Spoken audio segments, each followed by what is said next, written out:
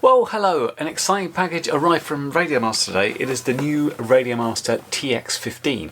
And what you can see by that is colour screen. I don't think they've done a colour screen since the TX16 stuff, so this is interesting. And I never had a TX16, so I've never had a colour screen from RadioMaster. So let's open it up and see what's in the box. I should point out that there are two models of the TX15. The regular one, which is available in quite a range of cool colours, and this one, this is called the TX15 Max. The difference between it is it has the AGO2 gimbals, available in slightly less colours, but it's got some cool LEDs around the gimbals as well. So let's get this out of the box first off and see what you get. And if you're familiar with RadioMaster products, you should be quite familiar with these bags they give, which is awesome because, you know, you can put your radios away nicely. Also in the box, a sticker sheet and a quick start guide. Not full instructions, just a quick start guide, get you going. In here is the radio itself and a couple of accessories. Here's the radio, and we go through this a little bit more in close-up. I just love feeling these gimbals. AGO2 gimbals, I have to say, are amazing. There's nothing wrong with the regular gimbals. They're Hall effect gimbals, they're very good. It's like the upgrades you didn't know you wanted it until you feel it, and then you're like, oh, these are so nice. These are so nice to fiddle with. But that's my one. This is the red version. But also in the bag, in the zip section here, you get a USB-A to USB-C cable. This again uses the all-in-one USB here for charging your batteries, depending which ones you put in, and for using SIM or connecting to a computer and acting like a mass storage device. And then you've got an interesting thing here, which needs to be shown in close-up really, is for people who don't like these buttons. That is like an on-off switch, and there's a momentary there. If you want to change it into switches, they actually give you in the box switches to do that if you want to, and the sort of blank face to put those on. But that's radio in a nutshell. Let's go into close-up, compare with a few others, see what the interface looks like, and have a little walk around the radio and see what we got there. Okay, first thing I want to talk about this is size and weight. How does it feel? Because when I first saw a picture of it, I actually imagined it to be a little bit smaller. I've been using the GX12 lately, which is actually quite a compact radio and feels a hell of a lot lighter and quite a bit smaller. And this has got like the folding gimbals, which is really handy. So it's more like a Boxer. This is I think it's the Boxer Crush. So it's also got the AGO2s. A little bit heavier, obviously a bigger screen and stuff. But that's about it, kind of size and weight comparison. So just in case you're a person with very small hands that might find this a little bit more difficult to use, it is a bit bigger than something like the GX12. Okay, so looking around the radio, aside from these lovely AGO2 gimbals, a few things I really like about it. If you look at the Boxer, you can't see what's written there. If you look at the GX12, it's getting better. Got that white lettering there. How good does this white on red lettering look? So you can finally read everything. Now, perhaps you're someone who just remembers what to do, but I never do. I have to always look, and it continues here with the labels on the potentiometers and all the switches there. The only things not labelled on it are the SE and SF buttons. Now, like the GX12, this has got the LR1121 Semtech Transceiver, which means you can do both 2.4 gigs and the sub 900 bands, which at the moment are 868, 915. Now, back on the GX12 days, you had these antennas here that pulled out like this, which were pretty good, but I much prefer the new antenna, which is a fold up, and you can rotate it if you're at a different orientation. I think that is really neat. So, as you saw there, we've got 3 position switches all the way along here, so 4 3 positions, potentiometers with a really nice central thing where they stick in, an on-off switch here, at momentary there, DSC port, USB for charging and SIMs or computer stuff, headphone jack. You've got the 6 programmable buttons here and your normal trim tabs, as well as a roller and a press button. Round the back, you've got a full-size JR style expansion port, so you can put something else in there, multi-protocol module or what have you. In the battery bay, we have got this space. You see there is a slot for an SD card. There's no SD card in there because it's got an onboard 4 gig flash memory, which is where all your models and stuff go, and if you put one in there it will override that. But what you get is this case for putting batteries in. The batteries don't come included, so the simplest option is to put in some 18650s, which I've done here. Now it says in my notes that one of the things they cell is a 21700 5000 milliamp hour battery. What I've also noticed, because you can put a 2-cell battery in here, I've got this 6200 milliamp hour which fits the Boxer and also brilliantly fits this, so that is going to last a long old time. You'll see little indents here and here where you can take these off and get into the back of the machine, although most of the time if you want to change any gimbal settings they're done through these 4 holes here, which you can tighten, loosen, I think change to from sprung to not sprung and vice versa like that. So it's you don't really need to get in the back, but you can do. And you do have the tools to do this. You see you've got an Allen key there, you've got some gimbal springs. These are the replacement sort of covers for the SF and SE switches that go here, and these are what's included. This is a momentary, this is a 2-position switch, so you can switch those over to there if you want to. Those come included in the box. What doesn't come included in the box but will be sold separately is you can get these 2 3-way position switches. So if you're thinking that's not enough switches for me, I need like 6 3-position switches, you can take those out and replace them with 2 3-position switches, so that's a total of 6, which is a lot. Okay, so let's turn this thing on. Welcome to Edge TX. So you will notice I've got these rainbow LEDs running around the gimbals, which is pretty amazing. And there we've got the lovely colour screen. Now, one of the biggest upgrades on this over the other radios is actually the processor. It's now on an STM32H7, and they're saying it delivers 300% more computing power. So better for Edge TX navigation, script loading, model switching, that sort of gubbins. This is a 3.5-inch IPS touchscreen, 262,000 colours, 600 nits brightness, which is visible in sunlight. We will test that. And it's got a resolution of 480 by 320. As said, it's ELRS, which can be either 2.4 or 868.915, depending where you're from. And I'm not sure what power it is. It doesn't actually specify, so let's have a look. So if we go into system, I'm so not used to having like a touchscreen and stuff, but you know, you can use either. I can either press it on my button or I can press that in and it should come up with stuff. So we have got a TX power of 1 watt, so fairly good, especially if you're using something like sub 900 in there. So of course the other thing you can do is just touch it and it will work. Some inbuilt stuff which I haven't looked at before, like road to flight, that's not going to work because it's got no connection. We've got icons up the top here that we can either touch or move along via the page. It's interesting, things like, you know, themes and stuff. Bonafide pirate, there you go, he's got his own theme. Do I need to make my own theme? What's going on? This is interesting to me because I've never had a colour screen or a touch screen to play with. But it all seems, you know, normal as such. You go into models and it's just laid out like a little bit differently. Like if I go into, I think my most visited thing would be mixes. If I go into my mix and I was like, what's going on with this one, and I edit it, it's all the same stuff, just laid out slightly differently. What's that do? Oh, we've got modes, we've got up delays. It's all there. So it's kind of a question of how's it going to perform and stuff. I suppose the first thing I might look at, I'm just seeing these because these change colour as you go, bizarrely.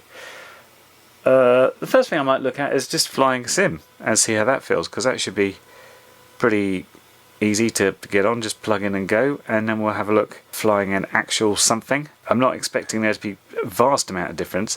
What I'm most interested about is how the screen performs outside, because obviously you need to be able to see things. I'm quite used to not being able to see the screen at all. I mean, even with things like this, because I wear polarizing sunglasses, I normally have to sort of turn my head like 90 degrees to see anything, so I'm kind of used to sort of having to take my glasses off and glare at it really closely. But yeah, we'll see what happens. Let's get on and test with the sim first. So here I am on sim, got the radio here, and as you'd expect, it's pretty simple stuff. Plug in the USB and it then asks us if we want to connect as a USB joystick. We say yes. Pops up as TX15. All good to go there. So yeah, I'm using my sim here. I've actually been doing a little bit of work on this lately to try and finish off the race course stuff.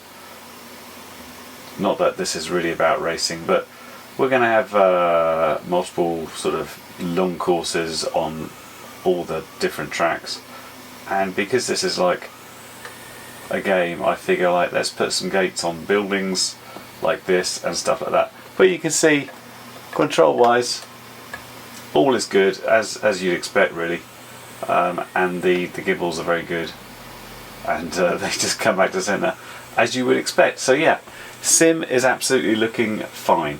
Let's try actually flying something. So really the flying of this thing is more about what happens when I'm setting it up, and I noticed a few interesting things. First off, with the model itself, and that's, you've got more room to do stuff. So first off, I've got all this model name here, so I can call things like full names. So I've got like quad 868 GPS, and the whole thing fits there. Previously I had to move little dashes or not have spaces and stuff like that. The other thing is that repeats in places like the mixer. So if we go down here, you see I've got my sort of full things, arming modes, air, rescue, turtle. I just like to have it written down there so I can see what happens. What I found is, because I've got now 6 3-position switches, I don't need a separate like 868 versus 868 GPS, because I used to use switches for slightly different things, but that's fine now. The other thing was when I went on telemetry, I expected to see telemetry, not this setup of the widget thing. So I'm a little bit behind the curve here, so I've set it up and you just go over to it using the page thing. So if I plug something in, so I've got my signal up here, but if I then go over to page, I get all the bits in it. Transmit power, receive quality, RSS, my flight mode, which if I sort of change, then we'll change to eventually stabilize. RX battery is reading very low because it's just on USB, and then I've got my timer. So this is all a little bit new. So the whole understanding how to use widgets and what you can use in them is going to be a little bit new to me, and something I'll have to pick up as I go. But I'll do some flying, see how it feels. Okay, using my little whoop I kind of set up for better being indoors, flat camera angle, quite gentle on the sticks, if I've remembered to put it on indoor mode.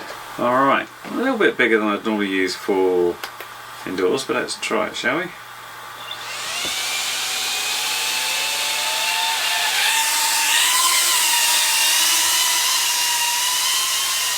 Oh, this is very gentle. I've really set the throttle curve to need quite a lot to get it going, but it's very easy to fly in the house, which is a good thing. Yeah, so nothing feels any different than a normal radio. I think the only difference is normally I use like the RadioMaster Pocket for flying something like this, so it feels a bit bigger in the hands. It's a little bit more to get used to, but no problems. Switches are, you know, in the right places and things, so that feels quite natural. Yeah, it feels comfortable enough to hold. Nice rubberized stuff there. Obviously the couple of things I did do is go into ELRS on the radio. I just enabled Wi-Fi so I could put in my normal binding phrase. I really love that feature on ELRS, so all my radios I can just use with all my models without rebinding anything, just because of that. And obviously, as you saw there, I put my mix stuff in for the models, which I'm still going to mess around a bit, because as I said, I should be able to just have a 2.4 model and an 868 model, whether they're GPS enabled or not. This is feeling nice to fly, nice and easy, no issues, just feeling pretty confident and comfortable. Quite like the setup. I thought I made it so I'm having to use too much throttle. I mean, 80% throttle, obviously with a throttle limiter, but it really does make for quite be able to make quite subtle changes, so it's not like overpowered. And obviously I have a completely different setup for outside, but this is working really nice. Yeah, so as expected, the radio feels like, you know, a decent RadioMaster radio. The gimbals feel absolutely lovely, as mentioned before, so that's all good.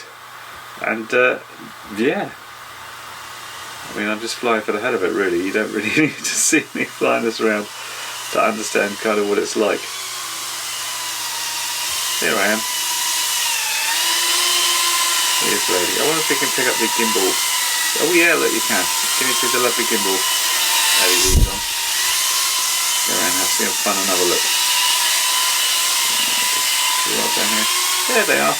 Lovely gimbal LEDs. Fun stuff. Right, let's do one more quick lap.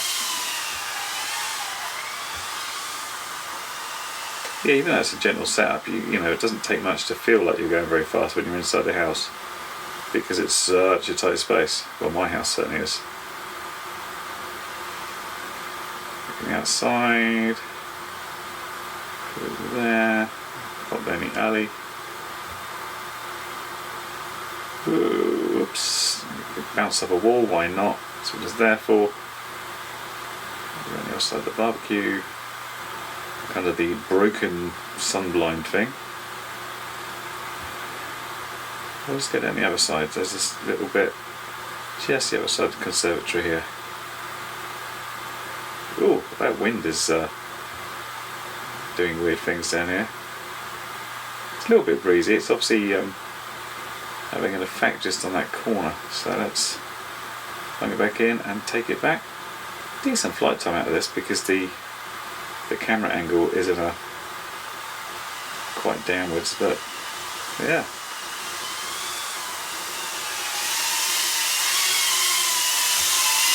And let's land, oops, land on the lap. Nice. Okay, how's it outside? Well, we haven't really got much sun today. We had a little bit, but it's gone back, but it's not dark, it is light. And this is how it looks from a distance. I can see this quite well actually. It's a little bit reflective, but you can get the gist of it compared to this guy, which is it doesn't quite look as bad as that because of the refresh rate thing. We'd always catch a little bit. Let me put some more info on the screen. Yeah, that's interesting. That's actually harder to pick up than this. I think in proper, very high overhead sun, both of these would be extremely difficult to read no matter what, because I know my phone puts out like over 1,000 nits, and I've tried flying like a DJI connecting the phone, and you can't see it unless you sort of, you know, shelter over it somehow and try and see it. So in an extremely bright condition, these I think would disappear, and you'd have to sort of crouch down and look very closely to see it. However, in this sort of condition, I can see it well from my eyes. You know, it kind of depends on the angle. If I angle that about there, I can see it quite well. If I let it go back, not so good. Ditto with this. There's a better angle to see it, which is there rather than there. That's more about reflections though. But pretty good. You can see it. Also tried looking at the screen with my sunglasses on. I'm pleased to say that the screen doesn't have any issues with the polarization, so I don't need to like bend my head around and stuff. I can still see it. So overall, good radio, as expected really from RadioMaster. Very intrigued with the whole colour screen thing. As I said, never had one before, still learning about it. For example, what I've done now is I've used this top row of stuff to always have some telemetry there for me, so I don't need to switch to the screen. And I think that's the interesting feature of that one, and for me learning about it, what we can do with this screen and what we can do with the Lua scripts that take advantage of it. And this is where that really fast processor comes in. We need that extra speed to make sure we're getting fast and good updates to this, that when we're touching it, it responds very well. So that's all very good. I'm looking forward to learning more about it. Now, as before, when I get a new radio, often what I do is this becomes my main daily driver, and that's pretty much the case of this one, especially from the fact that I've got the 6,500 milliamp hour 2S in from the Boxer, which means this is going to last forever. And it's got both 2.4 and 868 capable, which is brilliant. That covers all the radios I have, and of course if I need to fly multi-protocol I can just pop it in the back there and go. So I've already got most of my models in. I've got to get my wing stuff over, which will take a little longer because I have to decide which buttons I'm going to do stuff with. But yeah, very interesting, very good. As I said, the AG02 gimbals are lovely. The only thing I would say is that it is reasonably big, reasonably heavy compared to something like the GX12 or certainly like the Pocket or smaller. About the size of the Boxer, but to me this feels slightly heavier in the hand, I think. Anyway, there you go. That is the RadioMaster TX15, kindly supplied by RadioMaster for review. So thanks very much to those guys. And of course, you'll see some links down below if you want to check it out in more detail. So I hope that's been helpful, and I will catch you next video. Bye for now. Well, you've made it to the end of the video, so thanks once again for watching. If you like what you saw, then please consider subscribing. And if you really like what you saw, then be sure to check out the link to my blog for a variety of ways in which you can help support this channel.